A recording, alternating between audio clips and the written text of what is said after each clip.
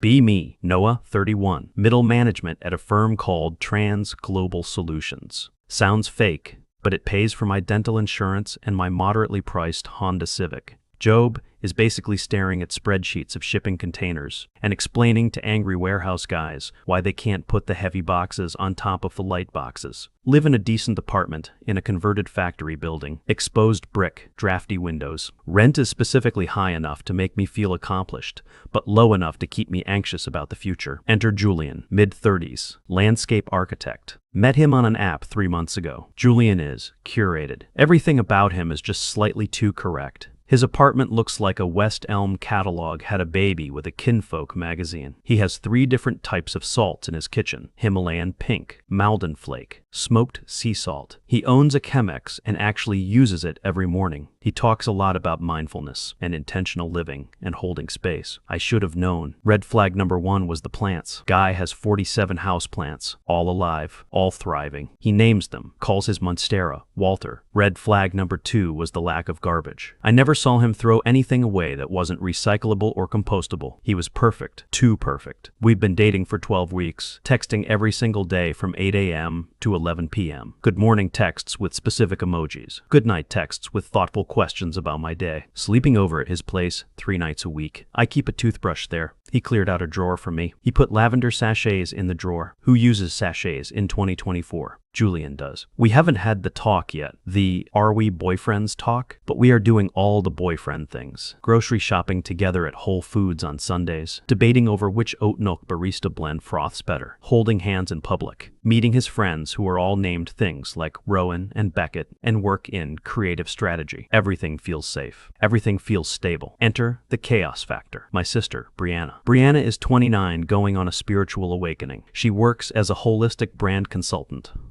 I still don't know what that means. She is the unreasonable character in this tragedy. Brianna is currently obsessed with attachment theory TikTok. She diagnoses everyone she meets within 5 minutes. Noah, your barista, is clearly an anxious preoccupied based on how he foamed that latte. She calls me on Tuesday night while I'm trying to iron a shirt. Phone vibrates on the ironing board. Hey Brianna. Noah, I need you to manifest something for me. I'm ironing, Brianna. That's a blockage. You're focusing on wrinkles when you should be focusing on flow. I have a meeting with the VP of distribution tomorrow. I need a smooth shirt. Fine. Live in your rigid structures anyway. I need to borrow your car this weekend. I'm going to a cacao ceremony in Joshua Tree. My car needs an oil change. Perfect. The energy is stagnant. It needs a release. No, Brianna, the oil is dirty. You're so literal. This is why you haven't locked down Julian yet. Ouch. Things are going great with Julian. Have you defined the container? What container? The relationship container, Noah. If you don't define the edges, the energy leaks out. We're happy. Okay? We're going out for drinks on Friday. Just be careful. Silence is the loudest scream of the soul. That doesn't make any sense. It will. She hangs up to go journal about her inner child. Friday rolls around. Work is a nightmare. Container ship got stuck in the Suez Canal again or something. My boss, Frank, is screaming about supply chain velocity. I spend 8 hours listening to Frank breathe heavily through his nose while pointing at red cells in Excel. Finally leave at 6 p.m. Meet Julian at a cocktail bar downtown. Place is called Alchemy and Ash. Bartenders are wearing leather aprons and look like blacksmiths. Julian is already there, wearing a beige cashmere sweater that probably costs more than my first car. Looks handsome, looks calm. He orders me a smoked maple old-fashioned without asking. Green flag, red flag. I drink it. It tastes like a campfire and capitalism. We have a nice time. Talk about his project, designing a Zen garden for a tech CEO. Talk about my shipping container crisis. He listens intently, nods at the right times, touches my arm when I complain about Frank. That sounds so draining, Noah. I hope you're protecting your energy. God, he's so nice. We finish drinks. Head back to his place. The immaculate apartment. Smells like sandalwood and expensive decisions. We settle on the couch. This couch is important. It's a new couch. He just got it. Custom velvet. Mustard yellow. He loves this couch more than he loves most people. We're making out a little. Things are good. Warm. Buzz from the smoked maple cocktails is hitting nicely. Lowers the defenses. Makes me feel loose. Makes me feel like maybe I belong in this architectural digest life. Julian pulls back, looks at me with those soulful brown eyes. Hey, you mind if we put something on, just for background? I pause. Usually we listen to vinyl records of bands that don't exist anymore, or watch documentaries about sushi chefs. Sure, I say. What did you have in mind? He picks up the remote. Smart TV interface pops up. He doesn't go to Netflix. He doesn't go to HBO. He goes to a browser. Bookmarks bar. Click. Click. Video loads instantly. No hesitation. No searching for best of categories. He has this queued up. It's porn, but not just random porn. It's specific. Professional. High production value. Lighting is better than my apartment. Actors are excessively attractive. I'm trying to be cool. Trying to be the chill boyfriend. I'm 31. I've seen things. I'm not a prude. So I nod. Yeah, cool. Whatever. Video starts playing. It's two guys. One is very large, like Wrestling Federation large. The other is smaller. The dynamic is aggressive, not violent, but heavy, dominant. We start fooling around. Video is playing on the 65-inch OLED screen across the room. It's weirdly silent in the apartment except for the TV sounds. And the wet sounds from the TV. Julian seems really into it. Like, really into it. He's watching the screen more than he's looking at me. At first, I think it's fine. Visual stimulation, whatever. But then I notice he's checking my reaction, constantly glancing at my face, not to see if I'm enjoying it, but to see something else. Video ends, or he pauses it. Room goes quiet again. Just the hum of the refrigerator and Walter the Monstera breathing. We're catching our breath. Lying on the mustard velvet couch. I'm staring at the ceiling thinking about how I need to buy dishwasher tabs tomorrow. Julian turns to me. Tone is different now. Less mindful landscape architect. More forensic accountant. So, he says. So, I say smiling. Did you like that? Yeah, it was hot, I lie slightly. It was mostly just noisy. Have you ever, been with guys like that? I freeze. Internal alarm bells start ringing. Faintly at first, like a car alarm 3 blocks away.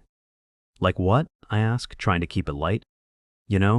He gestures at the frozen screen where 2 titans are tangled up. Guys like that size, that intensity. I laugh, nervous laugh. Julian, I'm 31. I've been around the block a few times. Sure, I guess. He props himself up on one elbow. His face is serious, dead serious. How many? What? How many guys like that? Specifically. Silence. The car alarm is now in the room. I don't know, Julian. I don't keep a spreadsheet, unlike Frank at work. Attempt at humor. Failed.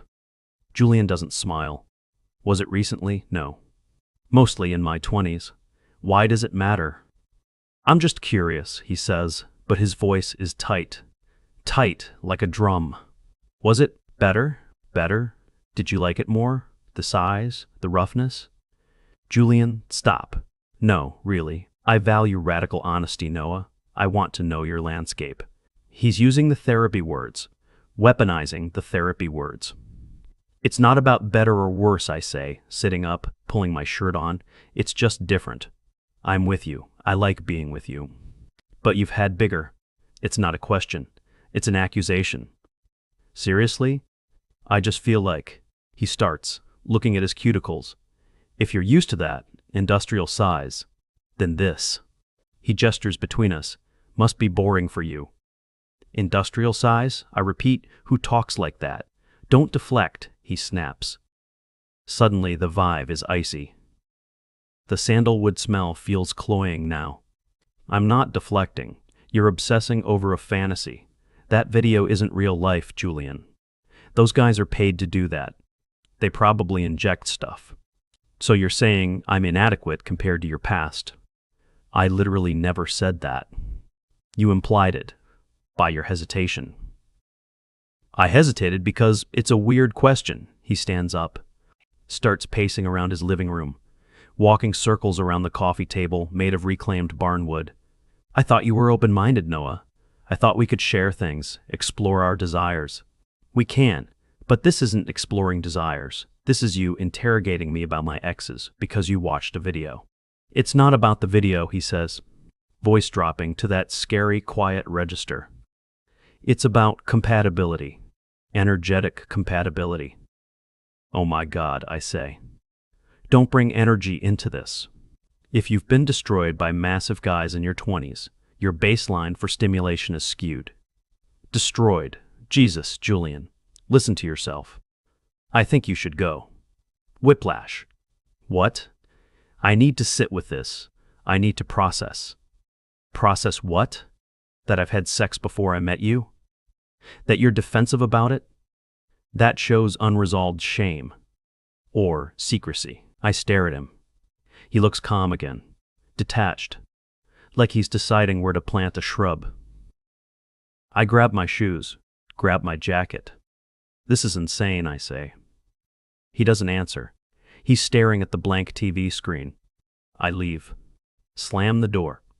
Regret slamming it because it's a heavy solid wood door and it just makes a dull thud. Walk to my car, sit in the driver's seat, scream into my steering wheel for 4 seconds. Drive home. Text him when I get home. I'm home. Look, I'm sorry if I got defensive. Let's talk about this when we're sober. No reply. Status delivered. Go to sleep angry. Wake up Saturday morning. Check phone. No reply. Send another text. Hey, hope you slept well. Thinking about you. No reply. Call him at noon. Straight to voicemail. Hi, you've reached Julian. Leave a message with intention. God, I hate his voicemail greeting. I hang up. Sunday. Silence. Monday. Silence. Now the panic sets in. This isn't just a fight. This is the freeze out. Tuesday at work. Frank is yelling about a missing pallet of rubber ducks. Literally, rubber ducks. Noah, where are the ducks? The client needs the ducks. I'm tracking them. Frank, they're in Omaha. My phone buzzes. Heart jumps. It's not Julian. It's Brianna.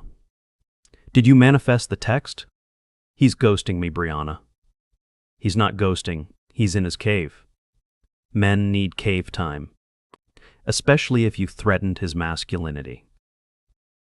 I didn't threaten his masculinity. Classic projection, she says, chewing on something loudly. He's mirroring your own insecurity about your past. I don't have insecurity about my past. Everyone does. You need to send him a voice note. Vibration is more healing than text. I'm not sending a voice note. Then you choose suffering. Namaste. She hangs up. Wednesday. Still nothing. I check his Instagram. He posted a story. A picture of his matcha latte. Caption. Cleansing the toxicity. New beginnings. I feel like I've been punched in the gut. Toxicity? Me? I'm the most boring, stable, non-toxic person alive. I own a Honda Civic. I pay my taxes early. I floss. How am I the toxic one? Thursday. The escalation. I get an email. Subject. Delivery. Confirmation. Order number 49921. From Urbane Living. It's the chair. God damn it. 3 weeks ago, before the porn incident, we went furniture shopping. Julian wanted this specific accent chair for his bedroom, mid-century modern, teak and boucle, ridiculously expensive. We were at the store. His card got declined because of a fraud alert. He bought too much crypto that morning. He was flustered. I stepped in like a hero. Put it on my card, babe. You can Venmo me. He insisted he would pay me back instantly, $1,200, for a chair that looks like it hurts to sit on. He never Venmo'd me. We got busy. I forgot. Now the chair is shipping. Delivery date, tomorrow. Delivery address, Julian's apartment. Billing address, my apartment. Contact phone, mine. I panic. If that chair gets delivered, I am never seeing that money. And I am never seeing the chair. I call Urbane Living. Hold music is smooth jazz. Robot voice, your call is important to us. Wait time is 45 minutes.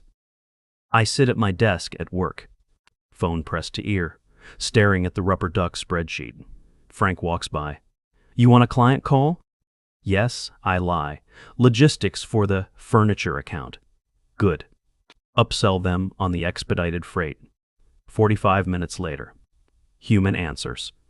Urbane Living, this is Avery. Hi Avery, I need to cancel a delivery. Can I have the order number? I give it. Ah, that's the Svend accent chair in ghost white boucle. Beautiful choice. Yeah, stunning. I need to cancel it. It's already on the truck, sir. Out for delivery tomorrow. Can you reroute it? To where? To my address, the billing address. I can't change the delivery address without the consent of the recipient listed on the order, for security reasons. But I paid for it. It's my card. Policy is policy. Is the recipient your spouse? No. Partner? Apparently not anymore.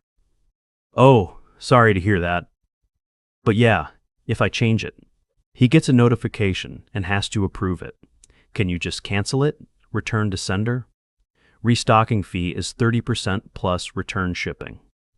So I'm out $400 no matter what. Fine. Just hold it. Can you hold it at the depot? I can request a hold. Driver will call you when he's close. Great. Now I have a logistical mission. Friday morning. I call in sick to work. Tell Frank, I have gastrointestinal distress. No one questions diarrhea. It's the perfect cover. I drive to Julian's neighborhood, park down the street from his building. I am officially a stalker. I am the toxic ex. Brianna would be so proud. I sit in my Civic, drinking lukewarm coffee, watching the street, waiting for the Urbane Living truck. 10 a.m., nothing. 11 a.m., nothing. 11:30 a.m., my phone rings, unknown number. Hello? This is Lewis from Urbane Delivery. I'm at the address for Julian? Yes. Hi, Lewis. Don't deliver it. What? I'm the guy who paid for it. I'm down the street. Do not buzz the intercom. Bro, I have a schedule. I will give you $50 cash if you drive 2 blocks south and meet me at the 7-Eleven. Silence. Make it 60. Deal. I drive to the 7-Eleven.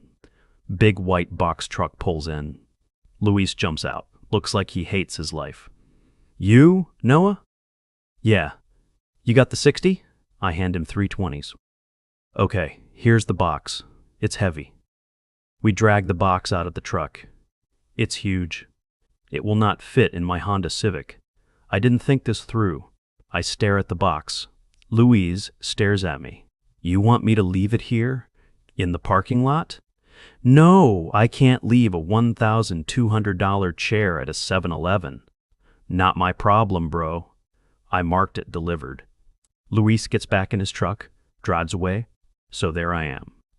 Standing in a 7-Eleven parking lot, next to a refrigerator-sized box, with a chair inside that reminds me of my failed relationship. It starts to rain. Of course it starts to rain. This is a rom-com written by Satan. I call Brianna. Brianna, I need help. Did you manifest a crisis? I have a giant box in a parking lot. I need your hatchback. I'm in the middle of a breathwork session. Brianna, if you come get me, I will pay for your next 3 Reiki sessions. Silence. I'm on my way. Keep your chakras open. She arrives 20 minutes later. Her Subaru smells like sage and wet dog. We shove the box into the back. It barely fits. Trunk won't close. We use a bungee cord. Driving back to my apartment. Brianna is lecturing me. This chair is a physical manifestation of your baggage, Noah. You're literally carrying the weight of the relationship. It's a chair, Brianna. I just didn't want him to have it. Petty. Low vibration. He ghosted me after accusing me of being a size queen. He didn't accuse you. He expressed a vulnerability. He asked me if I liked giant dicks better than his. That's not vulnerability. That's fishing for compliments and getting mad when you don't catch the right fish. You're so angry. It's blocking your heart center. We get to my building, drag the box upstairs, no elevator, 3rd floor, sweating, swearing, get it inside, rip open the box. There it is. The Sven chair. Boakley white. Looks like a marshmallow that went to art school. I sit in it. It's uncomfortable. Rock hard. No lumbar support. I hate it. I check my phone. Still no text from Julian. But wait. Notification from Venmo. Julian sent you $1,200. Note for the chair. Keep it. Doesn't fit my vibe anymore. I stare at the screen. He knew. He got the delivery notification that it was rerouted. Or Louise told him, or he just knew. He paid me back. And he told me to keep it. So now I have the money and the chair. I should feel triumphant. I won, right? I got the cash. I got the furniture. I retained my dignity mostly, but I feel empty. I sit in the uncomfortable white chair in my drafty apartment, listening to the rain hit the window. Brianna is in my kitchen making turmeric tea. See? She yells from the other room. The universe provided. Abundance. I look at the Venmo note again. Doesn't fit my vibe anymore. That's me. I'm the chair. I didn't fit the vibe. Too much history. Too much reality. Too much industrial size. Past. He wanted a blank slate. He wanted a boyfriend who popped into existence the moment they met, with no memories, no comparisons, just a perfectly curated present. I realized something then. This wasn't about the porn, or the size, or the sex. It was about control. Julian curates everything. His salts, his plants, his friends. And he wanted to curate me. But you can't curate a human being's past. You can't edit out the scenes you don't like. I was an unedited file. And that scared the hell out of him. I stand up. My back hurts from the chair. Brianna? Yeah? You want this chair? She comes into the living room, eyes light up. The boucle one? Are you serious? It's fierce. Take it. Put it in your healing room. Sit on it while you do tarot. OMG Noah, you're releasing. This is huge. She hugs me. Smells like sage and sweat.